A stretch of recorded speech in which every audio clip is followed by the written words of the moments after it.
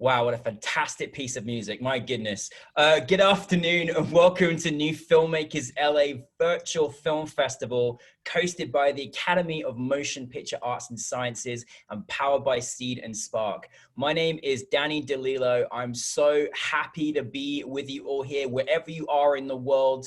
I'm the board chair of New Filmmakers Los Angeles. Now, if you don't know about New Filmmakers LA, we are a non-profit 501c3 organization that provide opportunities like this to the independent film community, as well as film professionals every single month. Yes, every single month. Our submission date never closes, and you're always welcome every month to experience this with us. Now, I would like to start the session by acknowledging that NFMLA is a safe place for everyone, regardless of your background. You are welcome here. We welcome people from all over the world, and we're so glad to have you as part of our filmmaking family.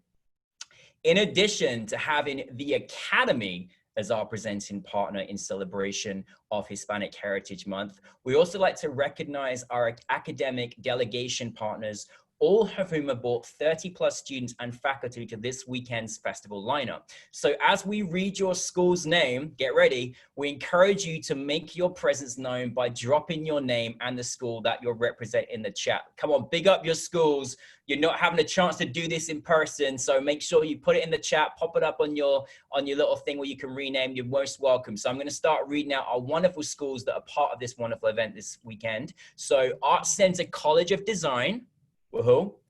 ASU Film Spark, hello. SCU Dominguez Hills, CSU Fullerton, CSU Long Beach, CSU Los Angeles, CSU Northridge, Chapman University, Dodge College, Emerson College LA, Hussein College LA, LA City College, Mount St. Antonio College, New York Film Academy, Occidental College, Los Angeles Film School, UCLA Latin American Institute, UCLA TFT, USC School of Cinematic Arts. I mean, what a joy to have all you wonderful, talented young people with us today. And thank you for being part of this event and getting to celebrate this great Q&A with us. So once again, thank you to everyone of all the faculty members and school students who've been part. We really appreciate you for joining us in this celebration to celebrate the incredible Latinx voices and for participating in the professional development opportunities that are taking place as part of the program.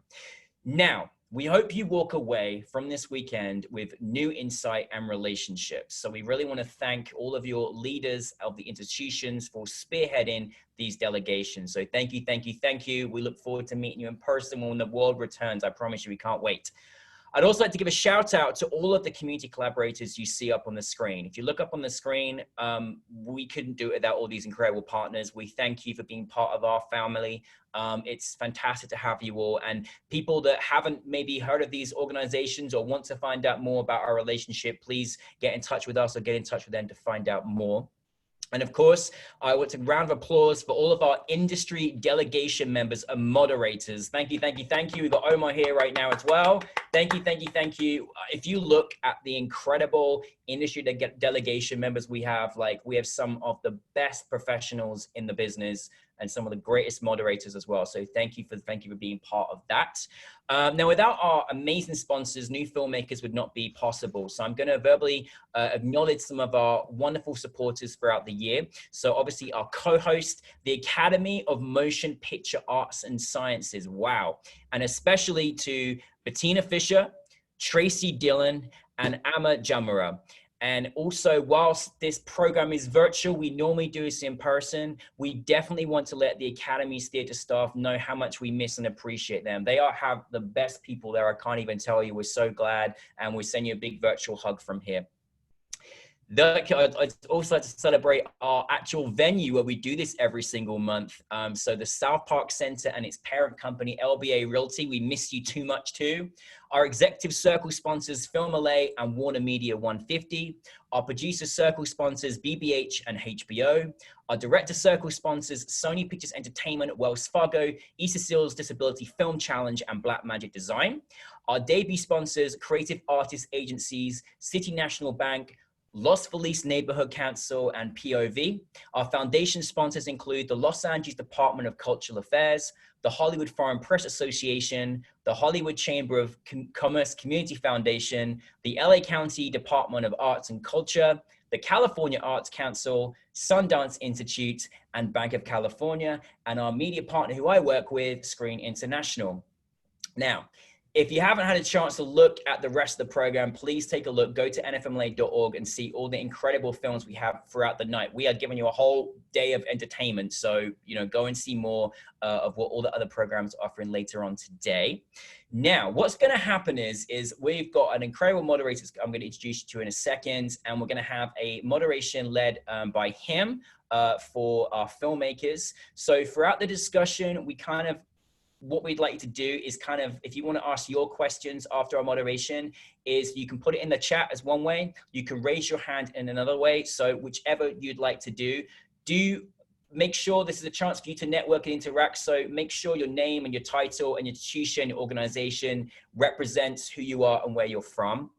So following our moderation and following our Q&A as well after that, please know the next part of it is very exciting. And what we do in this next thing, which is called Attendee Connect, is imagine when you're at a film festival and you get to interact and meet people. Well, we can't do that, but we can do the next best thing, which is called Attendee Connect. Now, I love this, and I know some of our filmmakers and audience members have loved this too.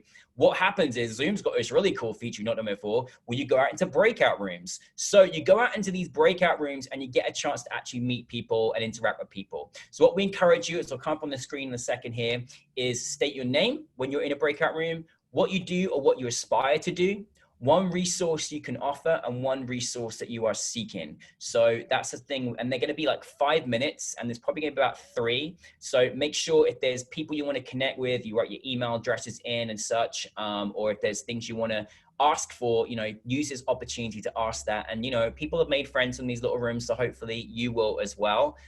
So that's going to happen following the Q&A, and they're probably going to have about 3 of them, depending on how excited we get about enjoying these Q&As and also the audience Q&A as well. Now, I've done enough talking. I honestly want to just hand it over to the people that brought us here in the first place, which is the amazing filmmakers. I want to introduce a wonderful person who I've already loved and adored so far. He's a fantastic moderator with the Entertainment Weekly. Handed it over to Omar Sanchez. Oh, Danny boy, thank you so much for the introduction, and thank you so much to NewFilmmakers LA and the Academy for inviting me to moderate this panel. I think that each and every one of the filmmakers here has something special to say in a time like today, and I'm really excited to ask as many questions as possible. I'm sticking you guys in this room until I stop, okay? No, but really, I think that Figments, Fictions, and Fantasies is the topic of today, and it's really important for each film that's selected. All 7 of them, I think, deals with this. I really want to go down the line and talk about with each and every one of you what it was like to thread the needle of reality with a fantasy, with something that's fictional. I think that that's something that's really touching again in a time like today. So first, I want to go to the filmmaker behind Afterlife Vacation, about Alberto Belli. How's it going? Good, and you? Doing really well. So first, talk about your origin story behind Afterlife Vacation, and we're going to kind of go down the line with each and every one of the filmmakers, and first talk about what inspired you to talk about this story of love after we all die, and it was super funny too. Oh, thank you. So my wife wrote it, and I think she wrote it maybe like a year after her dad passed away, and then she refused to believe that like there was nothing after you die. So she kind of like took that idea as like, what if you can choose your destiny after you die? And then that's how she created this story. And then we both love dark humor. So we just like put that a little bit of dark humor into the story, and she wrote it while I was shooting something, and then she shared with me when I returned. I was like, oh my God, this is great. I don't know if it's like a hidden message, between couple, like some the husband, and it's about, trust and all that stuff. But that's how like the idea came about. It was, there must be something after we die. Sure. and then take, you know, the present as an opportunity, because now with so many choices, we always think, what could the future give us, instead of like actually living in the present. No, yeah, absolutely. And you really hit on something that's really popular right now. Like the Black Mirror style stories are always something that really are a new angle for filmmakers to kind of discover how technology impacts us even in the future with these packages. I find so fascinating. Now, you said that that your wife wrote this. What was that like? Because you have a lot to say, and I don't know about those conversations at the dinner table after writing this. No, it's all good. It's funny because we are actually, not to get cheesy, but we do, like, I do feel she's like my soulmate, and maybe that's where it come. And then I know it's very cheesy, but I think like now, you know, I kind of like feed that purpose. Like I think I would have chosen her, and probably I hope she will have chosen me. But at the same time, she had a relationship. We all have weird relationship, right? Where it was like, definitely that was not the right person for me and all that stuff. So that kind of came along, but it was a good, positive experience, because we feel we would have chosen us in the vacation afterlife, I hope. That's absolutely lovely. I can't think of a better answer than that, Alberto. She's behind me, so like I have to say 9 things. I can tell you later after the studies. I'll tell you the true story. I see. Well, there's actually another short that deals with love, and it's really touching, and it also has its comedy to it too, and that's Victor Rocha's Being In. And I want to talk to you because your origin story's got to be so personal. Tell me what it was like to just be behind that the short.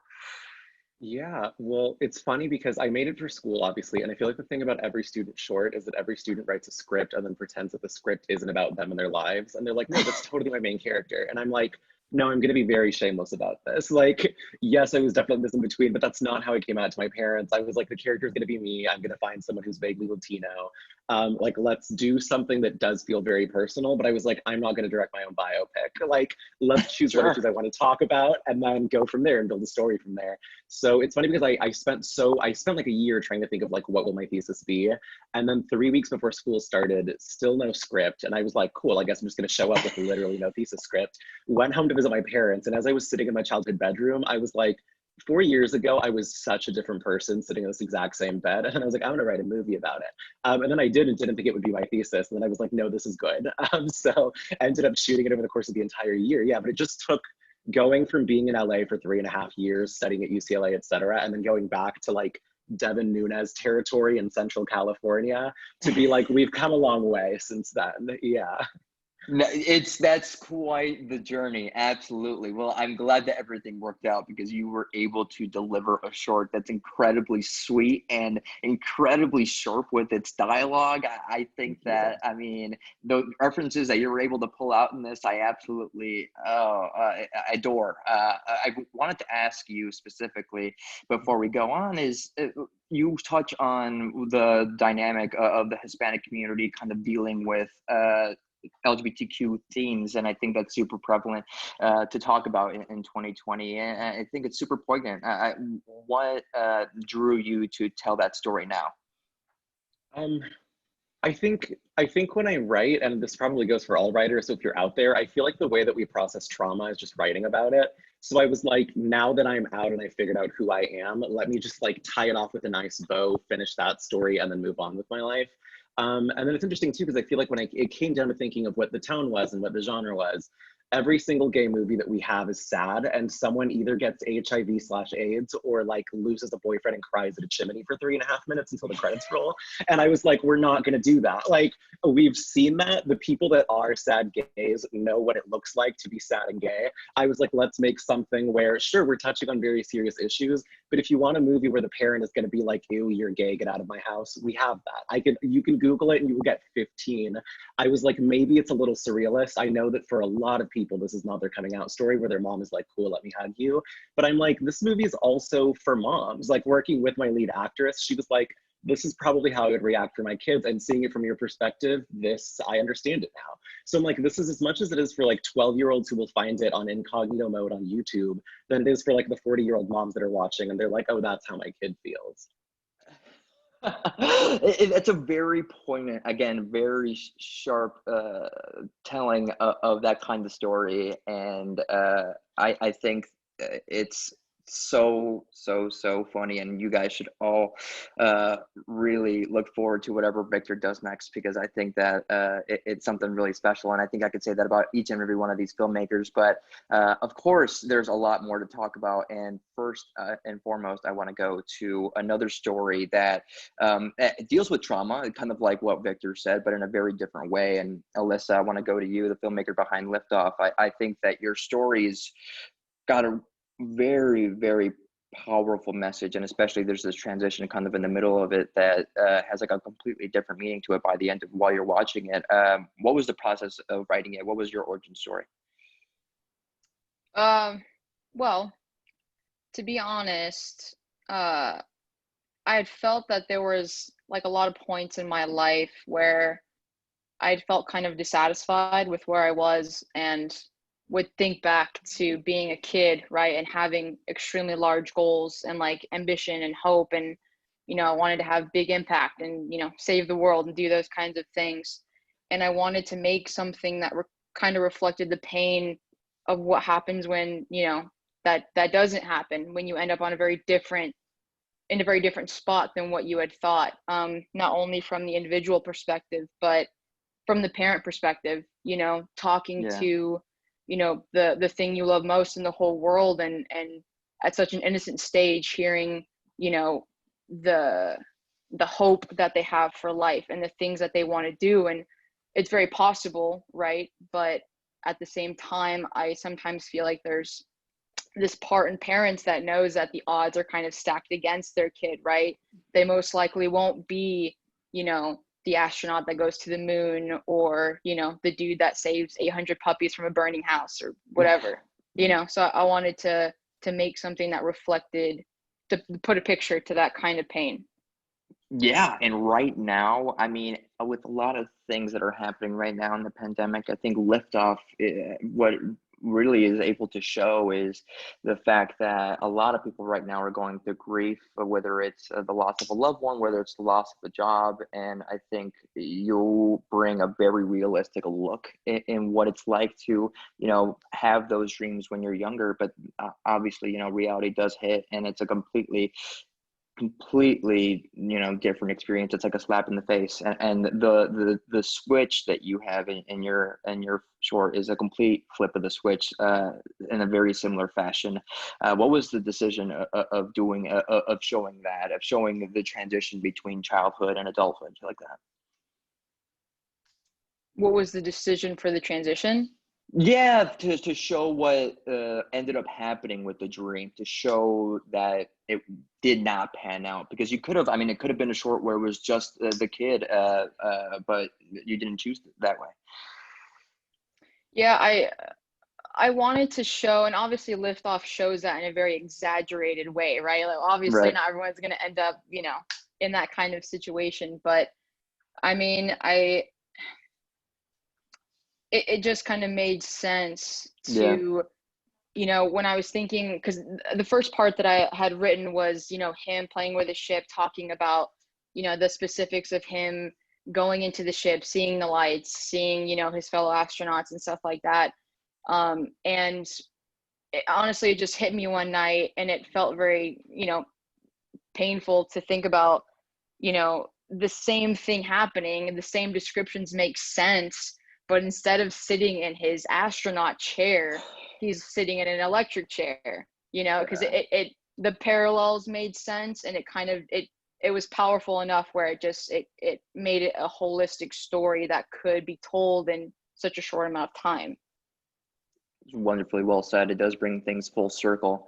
I want to talk, speaking of full circle, Little Thief by Nicole Vandenbroek is super full circle, because we have this kid that picks up a bean and decides to put it away.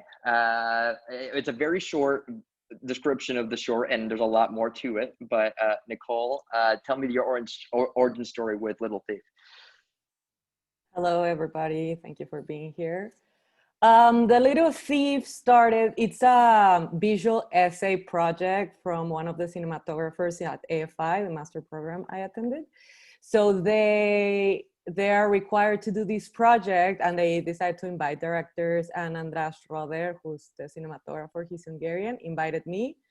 It's his story. He was a young kid that went to the market with his mom in Hungary, and he stole one bean. I think he told me he saw like the price of like 1 kilo of beans, and he thought that's the price for one. And so he wanted to steal it because he thought it was so precious, you know, like this little thing that was so expensive. And he stole it, and then he had a nightmare. He literally, I think he dreamt he was taken to jail. And when we were talking about how to portray that in the story, because for this visual essay, there's 3 rules. It has to be 3 minutes. That's why it's so short. Right. It has to be shot in 35 millimeters, and it has to have no dialogue at all. So wow. Those are the challenges, and you just create the story. So we were thinking how to portray this sort of guilt this kid feels when he's 6 years old. Do you remember what it was like to be 6 years old? Was that something that you had to mine when you were creating the short? Oh, do we have, is she stalled out? I don't know if I can see her. Looks like she froze. Looks like she might have froze, so hopefully we can get her back in a second here, and we'll finish up the question. But while we're at it, let's go ahead and go to another incredible short. And Thais, excuse me. Let's go with you, because your love story is something out of literally the circus. It's something that is actually a site for entertainment for a lot of people, just like movies. You go to the circus and you go to enjoy yourself. But here are 2 people who are not enjoying themselves in the slightest. So Thais, please tell me your origin story of The Catch. Hi everybody, thanks for being here.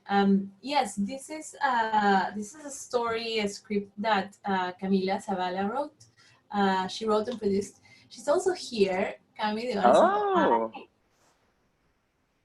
I don't see her. Maybe she has her camera turned off. She has kids.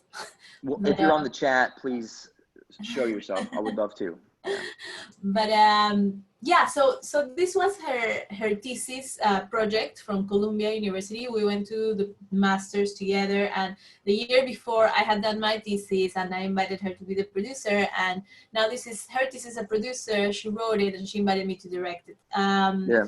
The story comes, she's always loved the circus and the performing arts. She's actually also an actress, and she's always been fascinated by the circus. And she, when she was seeing these acts of like flying trapeze or like these high risk acts, she would just question herself, like, what happens if like one of these people is having a bad day, like how would this go?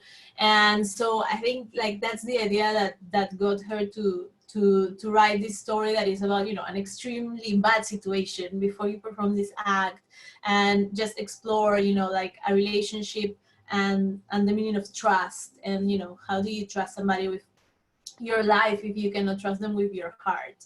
And I got attracted to it because I think that the script was great, and it was asking like very interesting questions, like why does she decide to jump? Like what are we teaching women about the value of their lives, that they would like put the life in jeopardy for this act? Like, is her career more important than her safety? Like I've always been drawn to stories that really dig deep into the psychology of relationships, and I think this story was doing that in a highly enhanced world that allowed itself to play visually with really interesting things. So that's how we kind of like made made this movie what it is, and I think that fear is one of the main characters of this film, and we try to portray it in a way that felt real, and that kept people hopefully on the edge of their seat with the tension between this couple. Yeah, it's an absolute leap of faith at the very end there. I had to also close my eyes at the very end. I wasn't sure if you guys were going to show it or not. I need to ask, what was the decision between both? Was it a decision between both of you guys, or was it always in the script that wasn't going to be shown? What happened? Yeah, no, it was not going to be shown. Oh, okay. And I'm assuming at this point it's more of the interpretation of the audience. Is that kind of what you would think? Yeah. It's I love. I don't like answering questions. I like raising questions with the films that I make, and I love for the audience to just find their own meaning on it. Beautifully said. Omar, don't mean to interrupt you, but Nicole's actually back. So Nicole, feel free to unmute yourself. And I'm sorry, guys. This internet connection always happens to me. So if it happens again, I apologize in advance. It's okay. Yes, but do you remember the question? Because I actually let's go back and yeah, I think it might have cut off when I was explaining how we were planning to portray the guilt of the kid. Yeah. Go ahead. Metaphoric, visual way without dialogue and anything. So yeah, I think we even went for the idea. My cinematographer wanted to put like the store owner or the stand owner going out of business and everything. And I was just like, let's do something simple, visual, and there's where the metaphor of the drawer full of beans came. Like, you just steal one. Sometimes we do a tiny thing and we feel like it's the biggest thing in the world.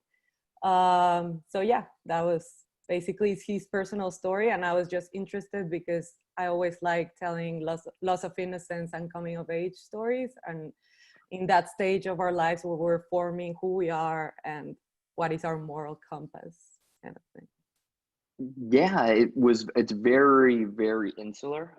There isn't that many outside factors that impact him. It's really the kid's journey and not many other people.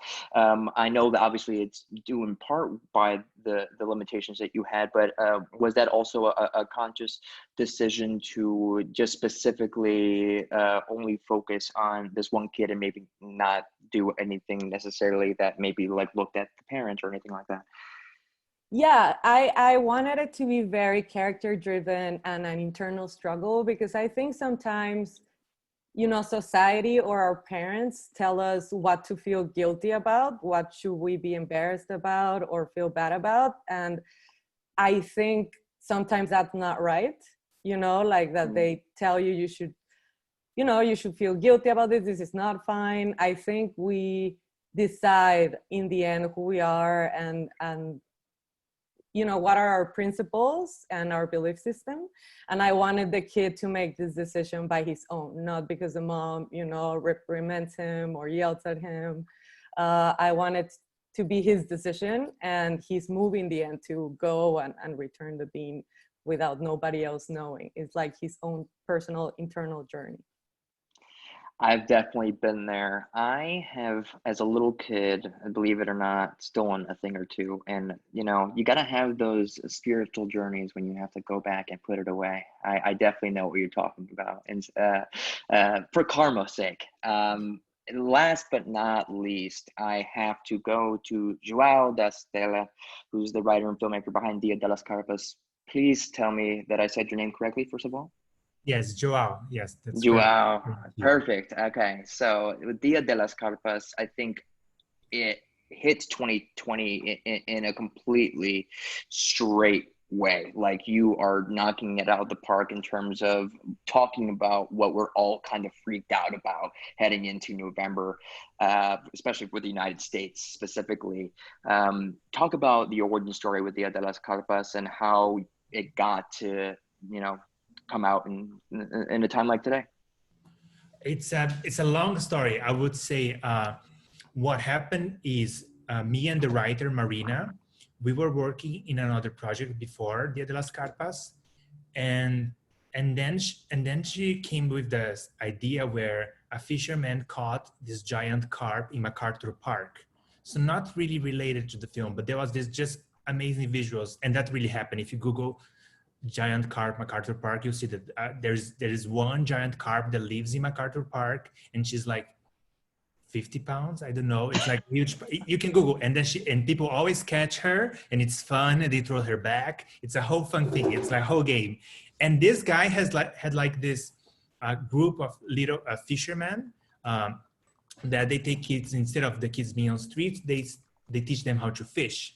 So amazing wise, once we talked to the fishermen and those people, and we were like, oh, I think we have something there. So we start developing the project together, and at some point we realized that, oh, we can have a important message. We can this is a real thing. Like, as we interviewed them, we were like, oh, they actually have like a lot of contact with undocumented people, and they're always worried about that. And also the kids are like, they know what's happening. You think they don't know, but kids know a lot.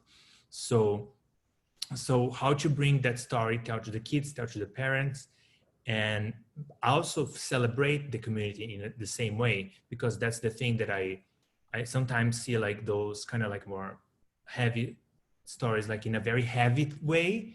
And I watch the news, so I know how heavy it is, but I want to bring a little bit of like lightness and a little bit of, perspective, hope, which I think that's what a Latin, I would say, like our belief system as a Latin person. We always believe in miracles. We always believe like the next day is going to be better than the other. So like make this whole journey and make it fun and entertaining, and something that you and your family could watch. And it's still like you could, be touched by that. So that's like in a nutshell, because we went to like 37 drafts of that film. Wow. Maybe we should have done one more. I don't know. No. I think you guys created something that's the kids are absolutely adorable, and the little piece of the short where the kids try to steal the ice hat is just a complete comedy. What was that like to keep that in the script? Oh, so then, okay, once we have the script, we're like, okay, we know what we are doing, right? We are doing this film. So then as a director, I have to say like, oh, what do I want to do as a director? And then for some reason I had this, like when you watch films and stuff, I had this great insight. I was like, okay, this is E.T. for Latin kids. And that's like how we're doing this. And that's like, was the whole inspiration for the film, like Goonies type of pranks in the cops and everything else. So like, like I never questioned that thought. We went all the way, which for some people would be like, oh no, we should not treat that topic so lightly. But that's how kids feel. That's how I remember when I was a child, everything the world was a way for me to play. And I was like a very introspective child. So like I would imagine everything else. So I just had to tap into that, and then as a director, just go all the way.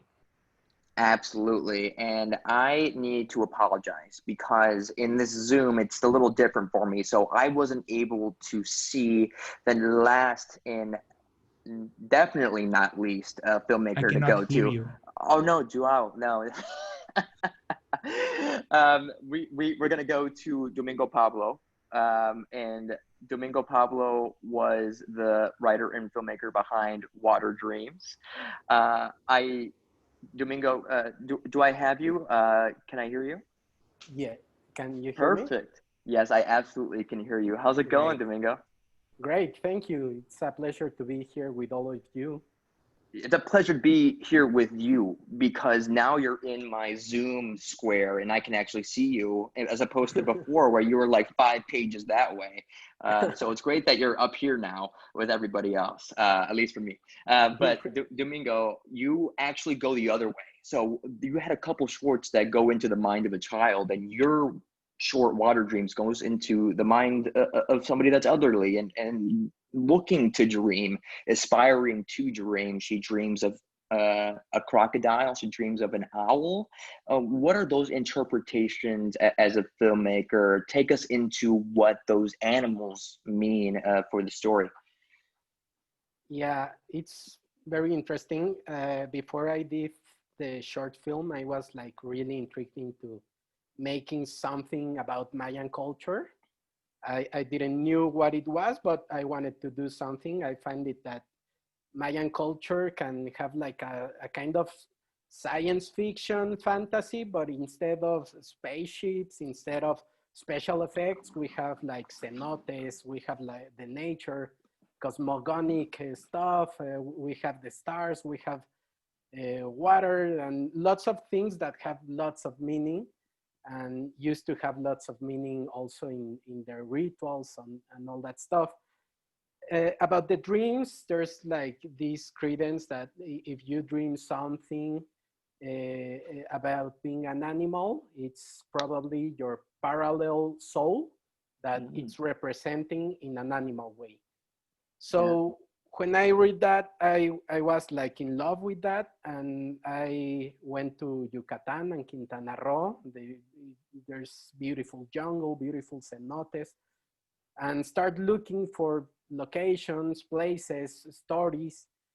And suddenly I meet this like community theater that are people from local towns that like to act and like to be on theater, but they do other things. The old lady in the short film sells cigars on the street in front of the church. Really? Wow. Yeah, the shaman is a carpenter. He's also a shaman, but he lives as a carpenter.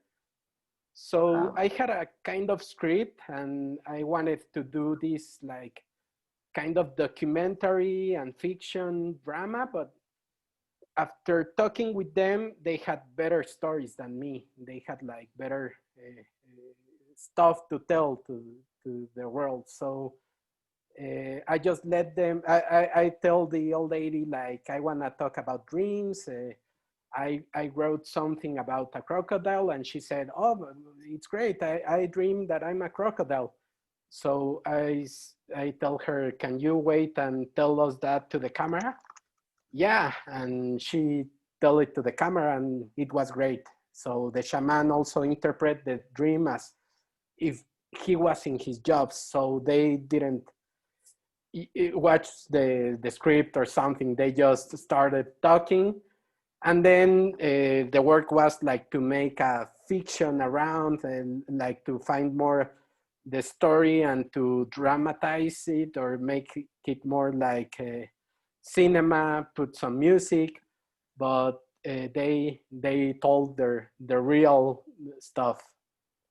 I absolutely felt the realness and that. Thank you, Domingo, for everything, and thank you to every one of the panelists and filmmakers today for speaking with me. Thank you, Matt. Thank you. All right, so we're gonna turn it over now to the audience. Just a couple reminders. Well, first of all, if you want to ask a question, click the raise hand button in the participants tab. And just a couple reminders. One, there's a lot of people here and a lot of people with questions I see. So please, only one question per person. Please, one question. And two, do not pitch an idea. It's not the time. It's just not the time. All right. So first up, we have Jonathan representing New York Film Academy. Jonathan, I'm going to unmute you. Hi. So when it comes to the first, not first one, it was the one with the children and the deportation. That one. It was a very lighthearted film, but when I watched it, it was like I was crying. Was it sort of a challenge or a thought process in the creation process to say, okay, we're tackling a serious issue here, but at the same time not make it so gloomy and stuff? Or like, which came first? It's like, okay, we want to make sort of a lighthearted, feel-good film, as opposed to, okay, we're going to attack this serious issue head on. Is that making any sense? I believe that's for Joel. Yeah. Okay. So, okay. I don't know if, I think a lot of you guys are Latin, but we always grew up with those stories. It's always like blonde people are the leads in most of, like, films that I grew up, watching, like Spielberg and stuff like that.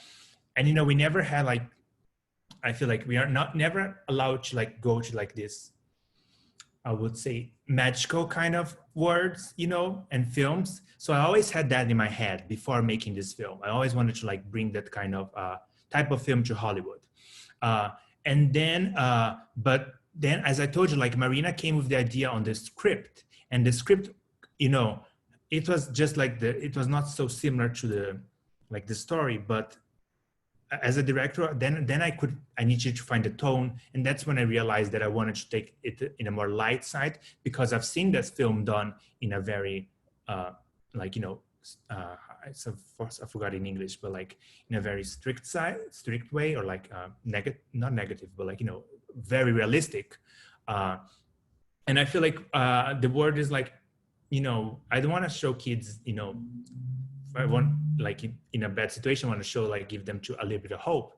So I just went with that, and it was a challenge, because you never know up until the time where the film is ready. You never know if it's working. The contrast of tones. It's always like, oh, we need to have less music here because it's serious. Oh, we need more music there.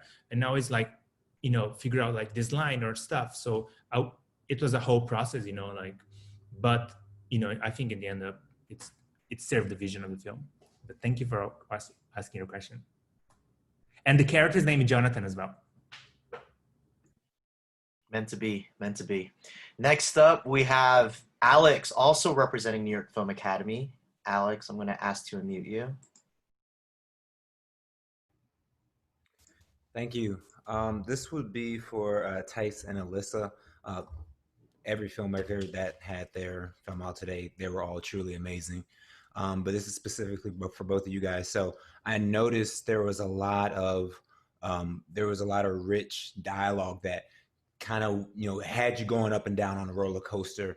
Alyssa, in your film, when you have, it seemed like that would have been like the father, kind of remind me like more of like a stepfather, but type of vibe. Those conversations, how they flowed back and forth. How do you know, or how did you guys direct your actors to know, when to pour it on and really to be intense, and when to like scale back in both of your films? Thais, do you want to go first, or do you want me to go? Yeah, you can start. Okay. I think as a writer and director, you have to approach it in a way where you trust the actors to throw on the cadence that they feel is appropriate for the moment. You know what I mean? Like with Rudy, an experienced actor, with Candy, an experienced actress, like it was fairly easy to just give them the dialogue and let them interpret, and have the freedom to play with things. And then as you're rehearsing, as you're table reading, scaling back, or just using certain words to maybe emphasize things. But I always make a point not to tell them to do it differently, more so to give little words that just make small adjustments, because you want to trust the actors, and that they can put their own flair and tone on things. Yeah, thanks for the question. Also had the luck to work with great actors, and the script is there, the script is solid, and then the way I work is I don't like to rehearse that much with the dialogue itself, but talk a lot about the scene first, and just run it a couple of times so that it doesn't get burned. So it's more about like talking about the intention, about the action, about like what's behind this line, and then trusting the actor to get there. And as Alyssa said, I think it's a good advice not to tell the actor, oh, do it this way or don't do it that way, and more like give them options so that they can find their own answer. And typically, honestly, the actor typically makes it 10 times better than what's on the page.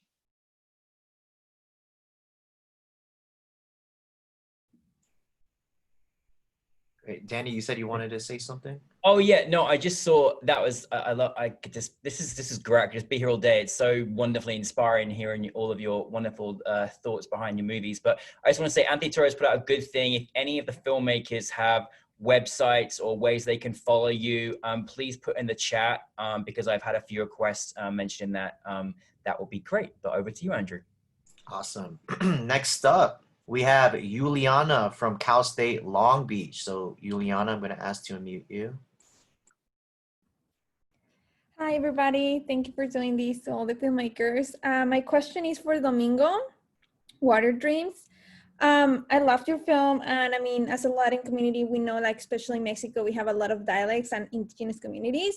So I was wondering if you were like focusing on a specific indigenous community or dialect, or if you work with a linguistics person to create it. Thank you, Juliana.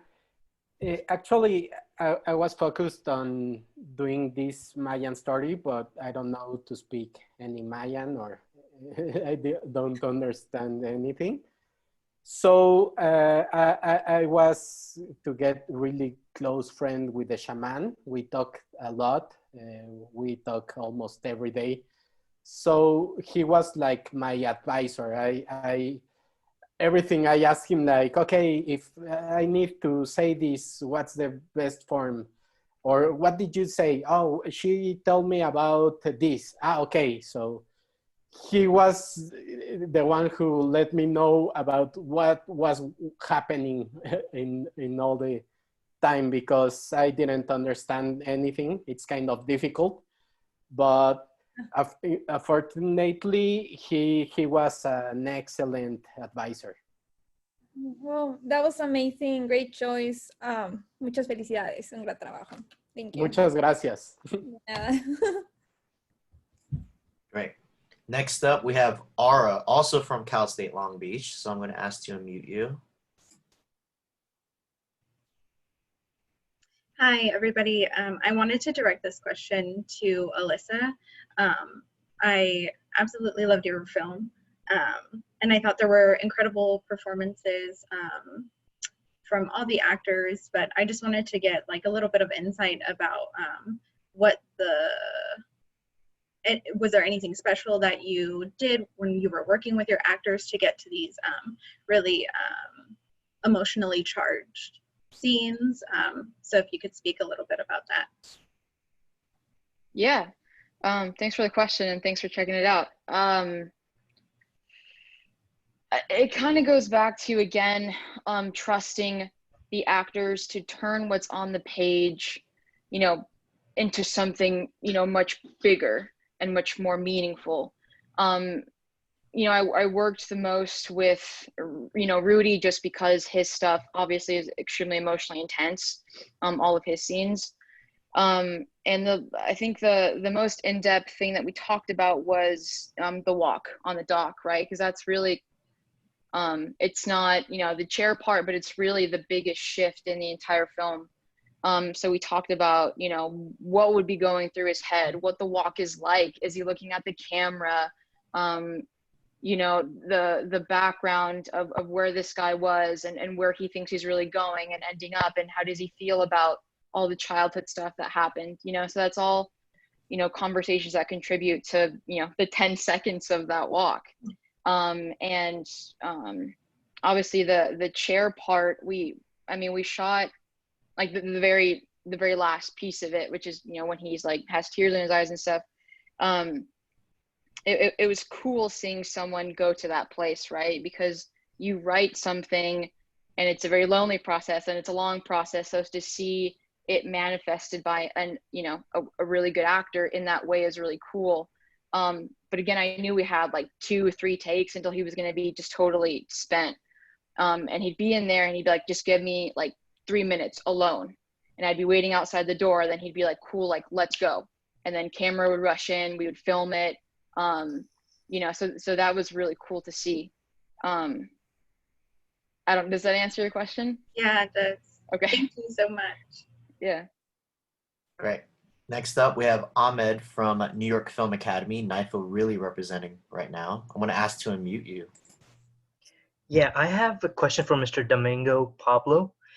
So when do you know that you've done enough research? For example, like if I have a character who's going into like the fourth dimension and there's not so much research done on the fourth dimension itself, and you know the visuals and how we can see into that dimension, and how did you turn facts like about a culture that you don't know about and you turn them into fiction, your own story that you want to tell? Yeah, I was crazy, reading and reading and trying to find this. It's really difficult because you don't want to say anything that's incorrect, or you don't want to tell a lie. So I was first really interested in the research. And then I tried to talking with a shaman. He was also my advisor in that kind of research. I asked him like, I want to tell this story, but I don't want to tell facts. I don't want to tell any fact like, okay, if you dream you're a crocodile, this may mean this, or if you hear an owl, they say if you hear an owl in the night, something bad is gonna happen. So I didn't want it to tell facts, so I tell him like, I'm gonna tell a story. I talked to him about the story and ask him, am I saying something incorrect or something that's not on the track? He said, no, everything is perfect. He's also really into the culture. He's a carpenter shaman, but he's like a Mayan culture promoter. So he helped me a lot in that. It's always good to have someone that gives you the green light, so there's no lies or there's no incorrect things.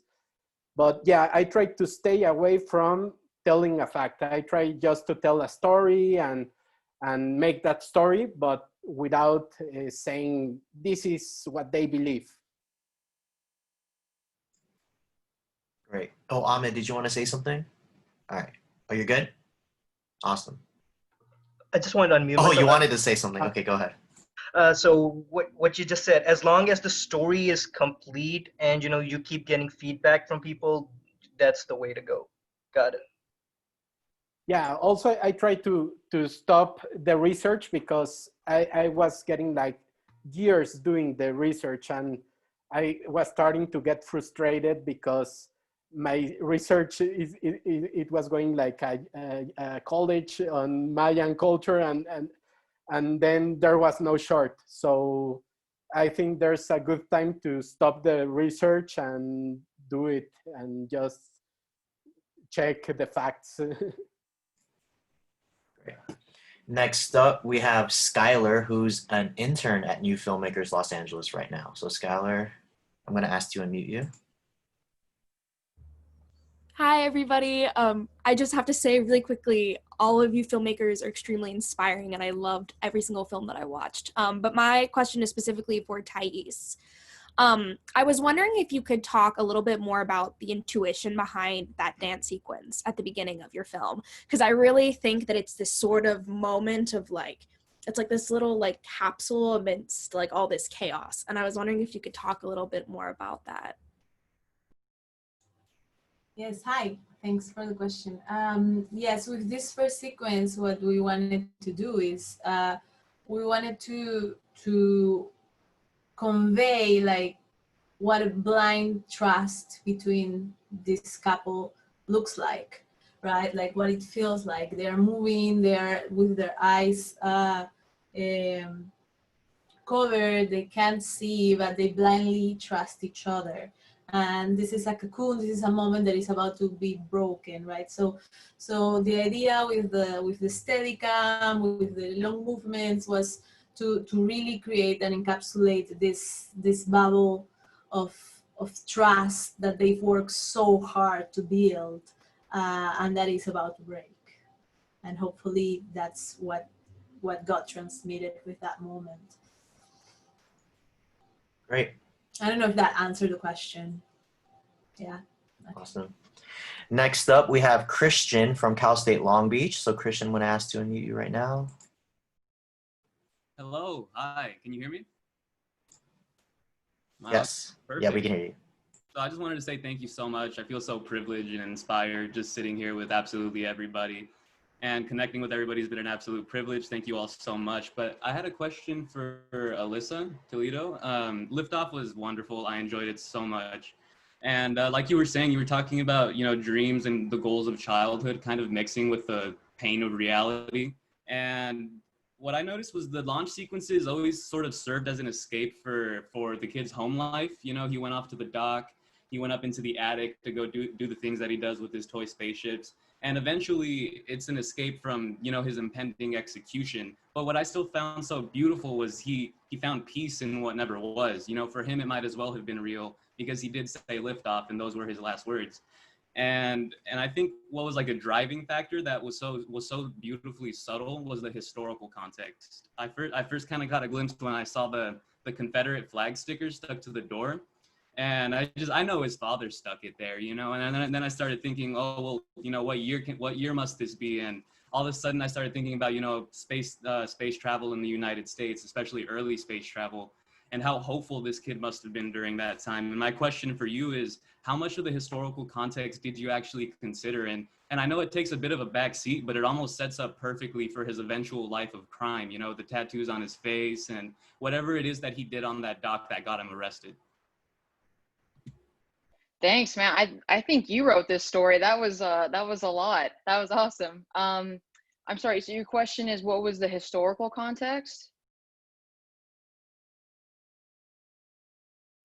Yeah, how much did you take it into account? Taking early space travel in the U.S. This bright-eyed kid, trying to be an astronaut one day. How much did you actually think about these motifs? Like that Confederate flag was super powerful, but it was there for half a second at the end of the scene.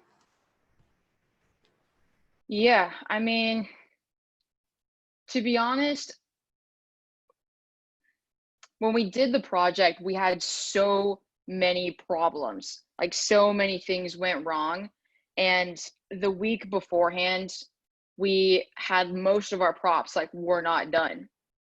And so thankfully, so the little kid who plays young Danny, his family is super into like art and that's their house. That was his actual house. And to my it was fortunate for me that we didn't have to do a lot of production design. They the house was the way it was, and we pretty much didn't change anything. So that really contributed to the kind of success of the look of the film. And as far as the astronaut stuff, not much, man. A lot of it was just kind of very vague. I focused more so on, just the story itself about the kid. I didn't put that much research into space travel and stuff like that. I tried to approach it more, how much from his own mentality would he at that point in his life actually know, which maybe wouldn't be that much, and which was good for me, right? Because I didn't have to be that accurate, because it's from what a kid would really know, and kind of left to his imagination of what those things are like. Awesome. And Christian, you have the highest quality zoom square I've ever seen in my entire life. Wow, incredible. Unfortunately, we're almost out of time, so we only have time for one more audience question, unfortunately. So next up is going to be Regina from NYFA, the New York Film Academy. So Regina, I'm going to ask to unmute you. Hi everyone. My question is for Alberto. As I was watching Afterlife Vacation, I noticed, I grew up a Catholic, I grew up in Mexico, I grew up a Catholic, and I noticed a lot of references that I myself grew up, talking about El Purgatorio, talking about hell, heaven. How was this? Did you take this into consideration? Or if anything, I'm asking, could you explain more how was the whole process of including Catholic references to it, just that process in general? Yeah, I'm Catholic too, because I was born and raised in Mexico, and my wife is from Spain, so she's also Catholic. And I think it's like a concept that everyone can relate to, and that's the reason we went like, I would say like mainstream, but also we try to make it like unique, right? Because Catholics don't believe in reincarnation and kind of like soulmates and all that stuff. It could be, at one point we were talking about maybe it's like one girl with girl, or it could be your own, you know, it could be anyone could be your soulmate. So we're trying to do something that it was very, again, like very digestible, but then have that twist. Yeah, so that was kind of like the thought. And then we didn't want to do the typical white heaven that you see in all the movies. And that's the reason we went to like a warehouse that it was unique and like dirty, and that kind of like makes sense to us more than like the usual crispy thing that we get to see even in like, you know, the Catholic images that everything's light, and that's kind of like the idea came from. Yeah. Totally. Thank you. Thanks. Amazing. Wow. I just, I'm going to finish up and thank you, but I just want to just quickly come in and ask Victor and just finalize a question with you. I loved your story because you know, being part of the LGBTQ plus community myself, and that relationship and having to talk through family and that whole experience, and every family is different and what we go through and experience.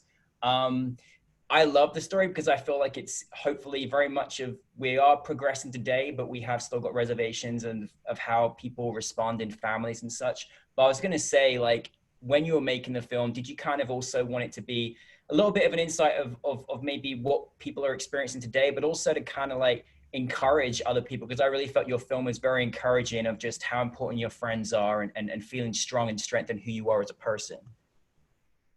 Well, yeah, and I think 2 points, like one is friendship and the other is looking at the future. So looking at friendship, like I think had I not had the support group I had, I would not have been able to come out to my parents when I did like freshman year of college, because it's that idea of like, if you lose one family, you have the other. And I think that's why for me it was so important looking at it that way, where it's like, he's reached this point in his life where he is like, I don't care, because he's throughout the first 10 minutes of the movie, his friends have been so supportive that it's like, if you lose that, at least he still has another thing. But I think a lot of the time when I write, like I prefer writing something idealistic, even if it is a little softer, a little less rough, a little more polished than real life is, because I think you have to ask for 2 feet to get 2 inches. So I'm like, I'm just gonna ask for an entire rope and hope that I get a yard. Like, I don't think that I'm gonna get a progressive future by making a future that looks like what the future looks like now. I'm gonna be like, we could be that, can we at least get halfway there right now? Yeah. No, thank you. I don't know where to begin. I wish we could go on for hours and just carry on inspiring each other. Thank you, Victor. Thank you to all the filmmakers and for all of your incredible questions. And please do put in all your information in there. And thank you to Omar Sanchez. Everyone should be reading Entertainment Weekly and following all his great attributes that he does with them. Oh, I love the claps. Yeah, we can applaud. I know we can all do it. It's all good. Yeah, there we go. Beautiful. I also want to thank to our amazing audience. You know, if we have students like yourselves leading Hollywood forward with your great questions and participation and being here on a Saturday, we're heading in a great direction. So you know, you are the future of Hollywood. And so it's very exciting that you'll be taking the reins in the future of this industry. So thank you all very, very much. So thank you all to our filmmakers. Thank you to Omar Sanchez. We love you. Thank you. Please come back to us. We couldn't have been here without these stories. And as you know, we've all been moved, as well as entertained, we've been moved and inspired. And I can't tell you how important it is right now. I know everyone in their own life is going through things, but we need your stories to hopefully progress the society and the world we live in through education and understanding and appreciation, as well as entertainment. So, you know, if you're inspired to get writing or start doing some exciting things now with your great creative talents, do it. We need you. We need you to help us move forward in society.